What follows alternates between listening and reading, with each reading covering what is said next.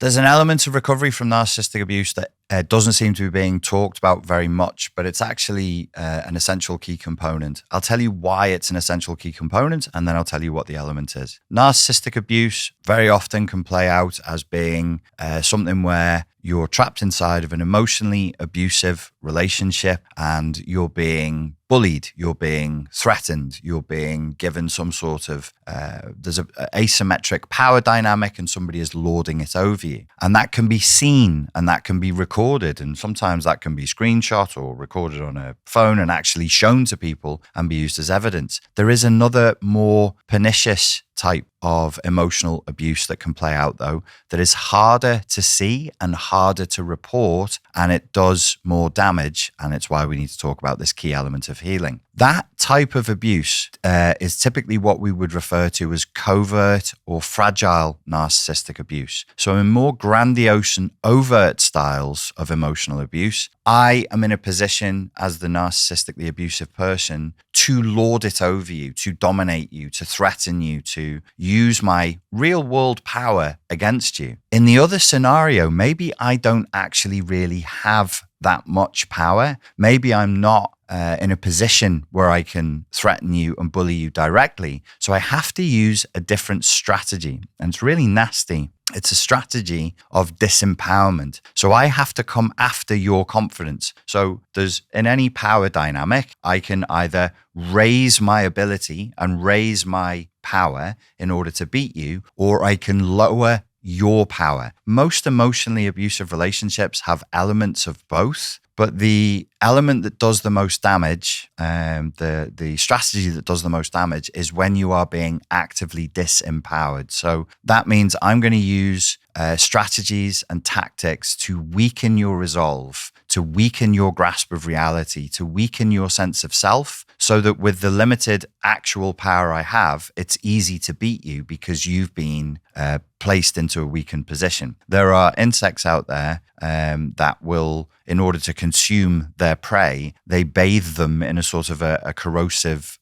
fluid to make them mushier and easier to consume. This is like that, but the corrosive fluid on your ego boundaries, it works slowly. And so you're never really sure that it's happening. You're never really aware that it's happening. You're like the famous slow-boiled frog. So what do we need to be talking about in terms of healing and moving on from narcissistically abusive relationships that we are not so far? Safety. Safety. If you're a coach, if you're a therapist, if you're a counselor, it is very, very important that at the beginning of each session of working through somebody who's been in an emotionally abusive relationship, that you anchor them inside their own body into an emotional and physiological state of safety first. If you're the target and you're looking to recover and you're looking to do a therapy session with a clinician, you're looking to do coursework that I've offered you, you're looking to do some journaling around the issue,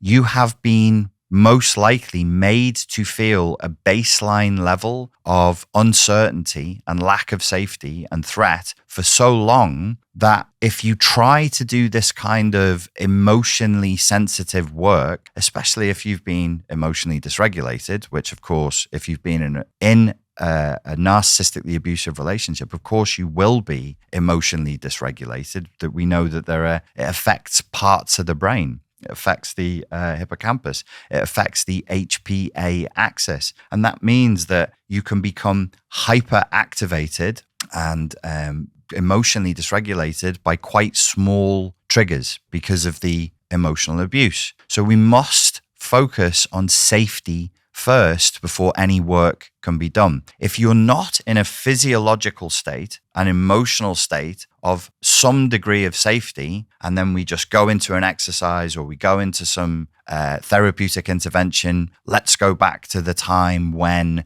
this bad thing happened, it can put you into a bad emotional state. It can effectively trigger an emotional flashback. How do we get to feelings of safety? I think one of the simplest and easiest and low cost and convenient ways of doing it is with simple breath work. That's one of the easiest and most primary ways of doing it. This is backed by research that's been replicated numerous times. There are different styles of breath work you can do that basically bring you back into your body. But the rule seems to be that if you focus more on the out breath than the in breath, it is as though you're preparing your body for relaxation. So between the parasympathetic and sympathetic nervous system, you want to activate your nervous system, or rather deactivate your nervous system in preparation for relaxation rather than for activity. So if we're breathing in,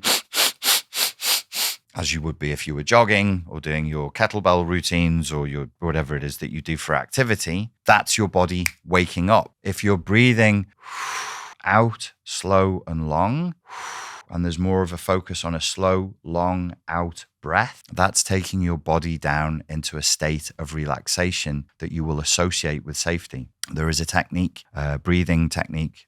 It's not his, but I learned it from watching Andrew Huberman. It's called the physiological sigh. And it's the type of thing you will see a child do naturally after they've had an emotional episode. As they're coming down, say a 4-year-old has a tantrum or they get very upset about something. As they're coming down from that emotional episode, they breathe. And we can emulate that and get the same physiological feedback as that. The way that they teach the physiological breath is 2 sharp inhales through the nose and then a sigh out. And if you do that for 10 cycles now, as I continue talking, you'll feel your body start naturally and spontaneously to relax down. As you're doing that, as an extra element that I would offer you, there's a technique. When I was a kid growing up, I used to do a lot of Aikido in Birkenhead with a chap called Ezra Sensei at the Harrowby Road Dojo, the Komyokan Dojo. And he would teach us Zen meditation. And part of getting into the Zen state would be to return to the body. So you'd focus on what you can feel, what you can hear, and what you can see. And that, because the body only exists in the here and now, we return back to this moment. Everything that is emotionally triggering or emotionally dysregulating, if you're in a state of sort of a post-traumatic stress response, is not here now. It's your body firing off memories to say, warning, warning, there's danger. You need to run. You need to freeze. You need to do something about this